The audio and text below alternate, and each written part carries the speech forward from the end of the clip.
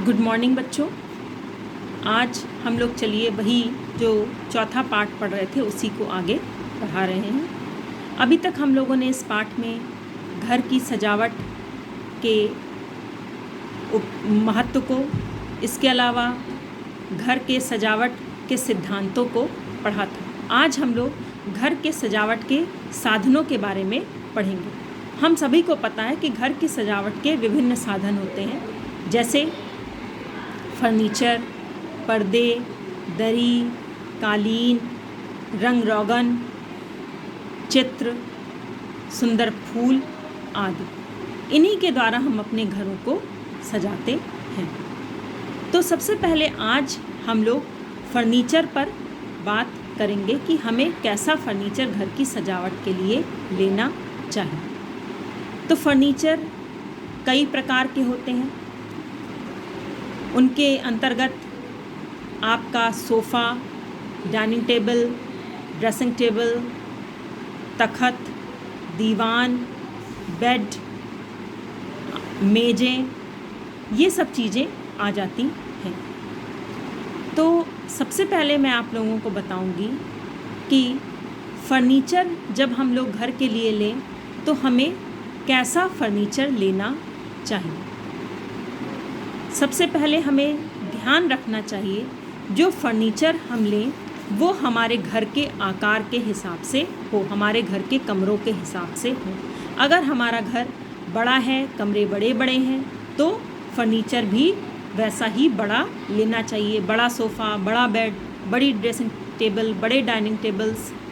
उसी तरीके से अगर हमारा घर का कमरा छोटा है तो हमें सोफ़ा, बेड, ये सब सामान छोटे ही लेने चाहिए, जो आकार में छोटे हों। फिर उसके बाद जब हम फर्नीचर खरीदें तो हम लोगों को ये भी ध्यान रखना चाहिए कि उसकी केवल सजावट ही ना देखें, बल्कि उसकी उपयोगिता भी देखें, जो मैंने उपयोगिता के सिद्धांत में बताई थी कि कई बार हम लोग केवल देखने में अच्छी चीज़ों को अपने घर में ले आते हैं, लेकिन वो हमारे लिए ज़्यादा उपयोगी नहीं होती हैं। सोफ़े पे बैठना अगर कंफर्टेबल नहीं लग रहा है तो हमें ऐसा सोफ़ा नहीं लेना चाहिए, ऐसा बेड नहीं लेना चाहिए, ऐसे गद्दे नहीं लेने चाहिए।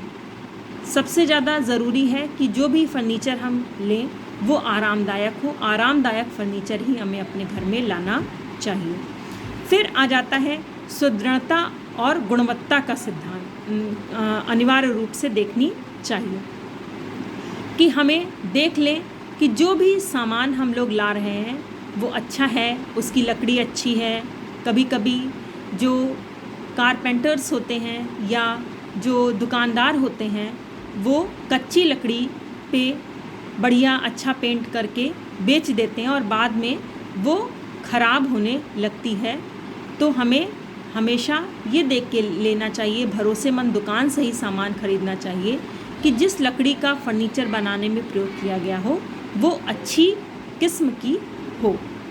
फिर उसके बाद जब भी हम फर्नीचर खरीदें तो उसकी जो पॉलिश है, जो उसका रंग रोगन है, वो भी अच्छे किस्म का होना चाहिए, क्योंकि जो पॉलिश होती है वो भी फर्नीचर की सजावट को बढ़ाती है। उससे देखने में फर्नीचर आकर्षक लगने लगता है। और ये भी ध्यान रखना चाहिए, मान लीजिए हमारे घर में ब्लैक पॉलिश का, अगर ब्लैक कलर की लकड़ी के अगर फर्नीचर हैं तो सभी फर्नीचर ब्लैक ही कलर के हों। और अगर मान लीजिए ब्राउन पॉलिश या पेंट के फर्नीचर्स हैं तो ब्राउन पॉलिश, एक ही जैसे फर्नीचर्स, हमें ये नहीं कि कोई मेज है वो ब्लैक पॉलिश की रख ली और कोई सोफ़ा है वो ब्राउन पॉलिश का। हमेशा पॉलिश का भी ध्यान रखना चाहिए। एक ही जैसी पॉलिश के हमें फर्नीचर अपने घर में रखने चाहिए, जिससे कि एक रूपता आती है। फिर आ जाता है फर्नीचर की जो देखभाल है, अगर उसको ध्यान में रखते हम फर्नीचर खरीदें तो हमें सादे फर्नीचर खरीदने चाहिए। सादे फर्नीचर का मतलब ये है कि ज़्यादा नक्काशी या डिज़ाइन वाले जो फर्नीचर होते हैं उनको साफ़ करने में बाद में बहुत कठिनाई आती है। शुरू में तो वो देखने में सुंदर लगते हैं, लेकिन ऐसे फर्नीचर की सफाई बहुत ही मुश्किल होती है और वो ज़्यादा अच्छे ढंग से साफ़ नहीं हो पाती, क्योंकि उनमें अंदर नक्काशी में धूल अंदर तक बैठ चुकी होती है। फिर जो एक चीज़ हमें ध्यान रखनी चाहिए वो है कि बहुत ज़्यादा भारी फर्नीचर हमें नहीं खरीदना चाहिए, क्योंकि कभी कभी हमारा मन घर की स्थिति को बदलने में है। हम चाहते हैं कि हमारा सोफ़ा इधर से उधर हो जाए, हमारा बेड इस कोने से उस कोने में या इस कमरे से उस कमरे में चला जाए। तो हमें जो फर्नीचर है वो हल्का लेना चाहिए, जिसे हम आसानी से उठा सकें, जिससे हम अपने घर की सेटिंग्स को बार बार बदल सकें। क्योंकि घर की अगर हम सेटिंग भी बीच बीच में बदल देते हैं तो उससे भी घर देखने में आकर्षक लगता है और हमारा मन भी थोड़ा बदल जाता है। फिर यह है कि जो फर्नीचर हम खरीदें तो हमेशा कीमती फर्नीचर ही ना खरीदें।